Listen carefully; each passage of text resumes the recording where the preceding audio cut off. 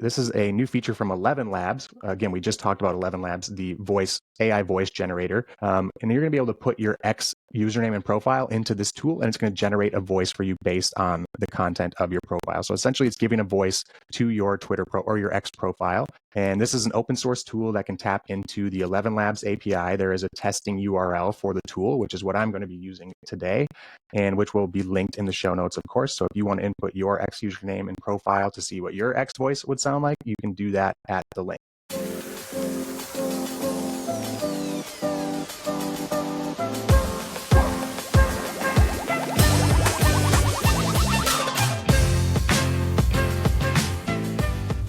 What is up, everybody? Welcome to another episode of the AI Marketing Navigator. This is your daily compass in the ever-evolving world of AI marketing.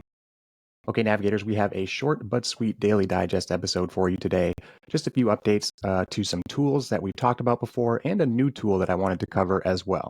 We're going to talk about a couple new features that have been added to the Claude large language model.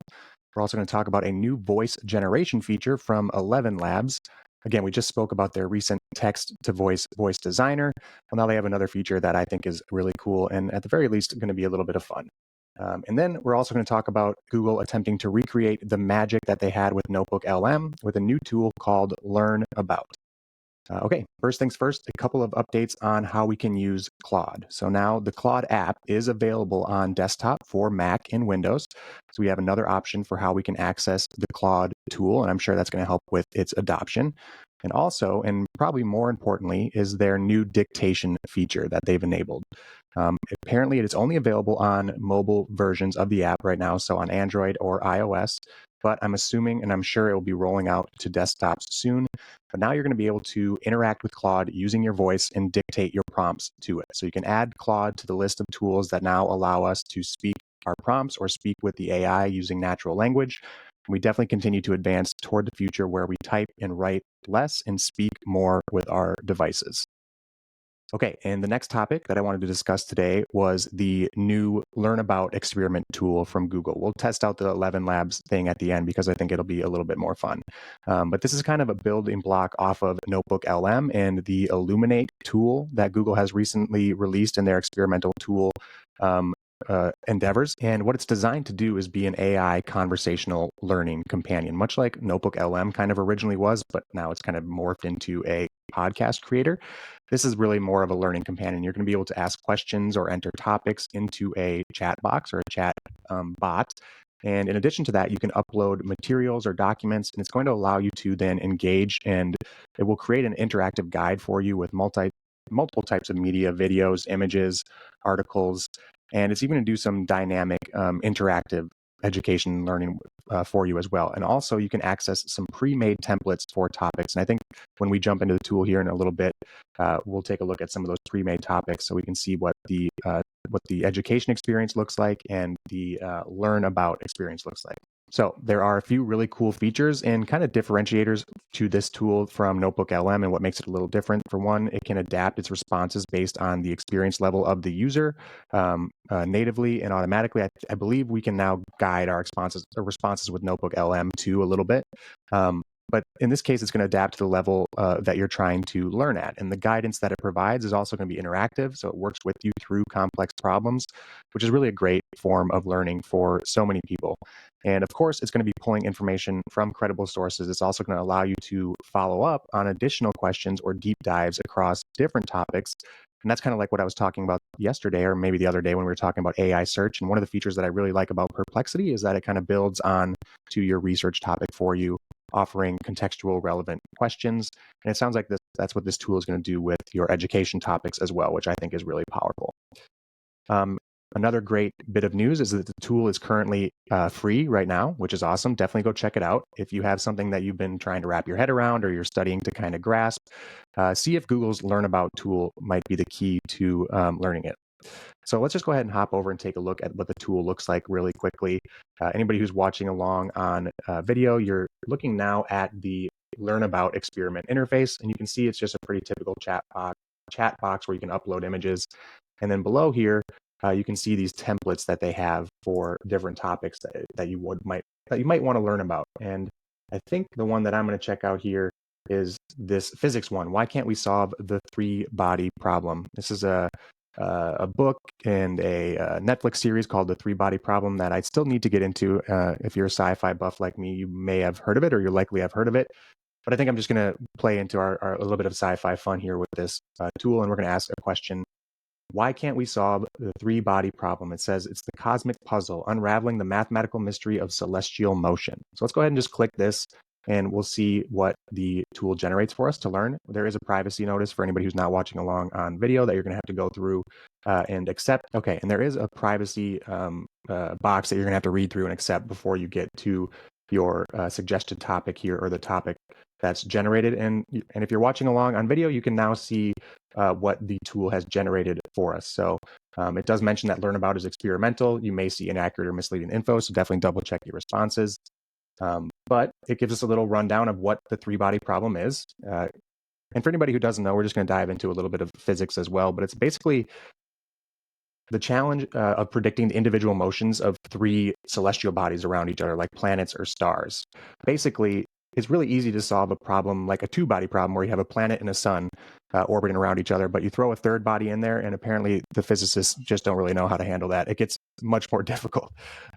It gives you some reasons here, an interactive list of why the three-body problem is so difficult. Again, we're not going to dive any deeper into physics than we already have, but it gives us things like non-linearity or chaos and no general solution, and you can dive into each of those a little bit deeper. And then, like I said, it's going to give you some options to enhance or advance your study. You can simplify the results that they've given you. You can go deeper. You can get images. It gives you some follow-up questions to ask. For instance, here it's giving us what are numerical methods. Tell me more about chaos theory. Are there any special cases of the three-body problem that can be solved? So lots of things that you can follow up on. On the side here, again, if you're not watching along on video, they have some suggested topics. So one is to understand the difference between the two-body and three-body problems. One is explain why the three-body problem is so difficult to solve, and it gives us those three issues, or those three reasons again. Or describe approaches to finding approximate solutions to the three-body problem. So again, more suggested topics for you to follow up on. So this is the Learn About tool. And I think, again, maybe not as mind-blowing as Notebook LM, but if you're really trying to deep dive on something and educate yourself, I think it's pretty cool. And I'm sure it'll only get better as time goes on. Okay, and then last but not least, this is the fun one that I wanted to wait and to talk about at the end. And I'm pretty excited. This is a new feature from ElevenLabs. Again, we just talked about ElevenLabs, the AI voice generator.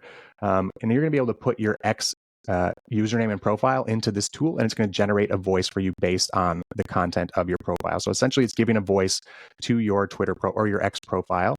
And this is an open source tool that can tap into the ElevenLabs API. There is a testing URL for the tool, which is what I'm going to be using today, and which will be linked in the show notes, of course. So if you want to input your X username and profile to see what your X voice would sound like, you can do that at the link.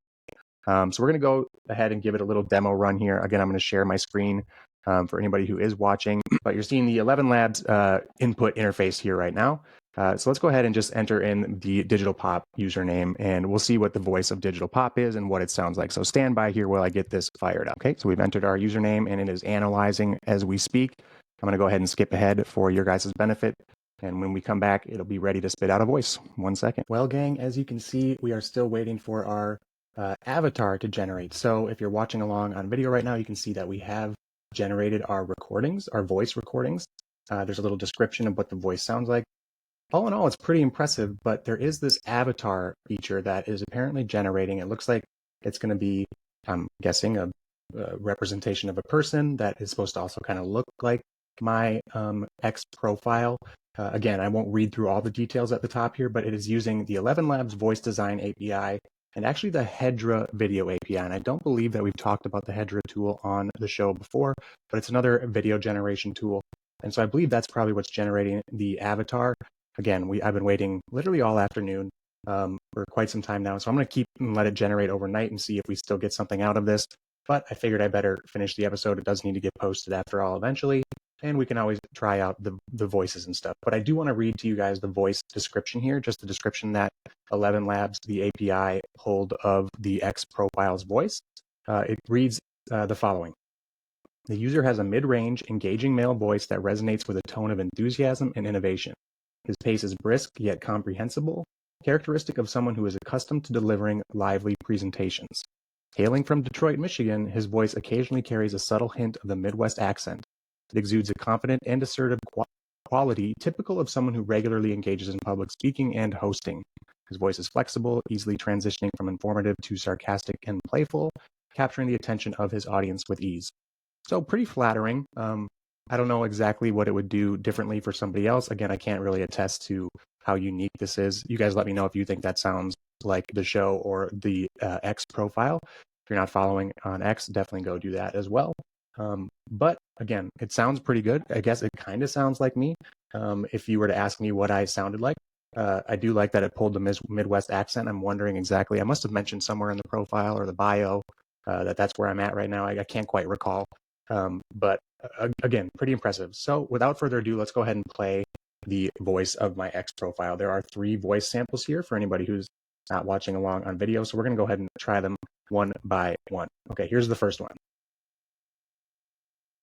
Why settle for your phone being just a communications device when it can now double up as a portable chef, concocting delicious aromas? Talk about technology that goes straight to your stomach or wallet, depending on how impulsive you are at the scent of pizza. Okay, not bad, not bad. Looks like it picked up on the post about the Osmo scent teleportation that we did yesterday. Super fun episode, by the way. Go check it out if you haven't heard it. Let's try voice sample number 2. I don't hate it. It was okay. It kind of gave me vibes like Notebook LM almost, like beat it your X profile and get a podcast back. Again, it was pretty short, but a sample anyway. So I wonder if you were to expand that sample and if this avatar thing ever generated, you might have a pretty decent video podcast on your hand from an X profile. Okay, let's go ahead and play these other 2 samples. Here's voice sample number 2. Why settle for your phone being just a communications device when it can now double up as a portable chef, concocting delicious aromas? Talk about technology that goes straight to your stomach or wallet, depending on how impulsive you are at the scent of pizza. Okay, so same little snippet there from voice number 2. Here's voice number 3. Why settle for your phone being just a communications device when it can now double up as a portable chef, concocting delicious aromas? Talk about technology that goes straight to your stomach or wallet, depending on how impulsive you are at the scent of pizza. Okay, so you guys will have to tell me which one you think sounds most like the X profile, but since, you know, it might be a little biased since you've heard me speak. So let me know if it also sounds like my tone of voice for the podcast. I think I probably like a second one the best, I guess, just if I had to pick one right now. I will definitely share the link to this X to voice project that I built right here. So that's the other cool thing. You can post the voices to X by the looks of it. You can share it, or you can copy a link and share the link. So you guys should be able to hear these voice samples on your own time if you would like.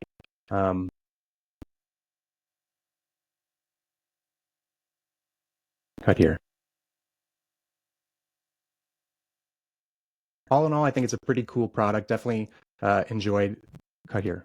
All in all, I think it's a pretty cool product. I think it has some practically useful use cases if it were to kind of expand a little bit and get a little bit more robust. Of course, I am a little disappointed by not being able to generate the avatar. Of course, if it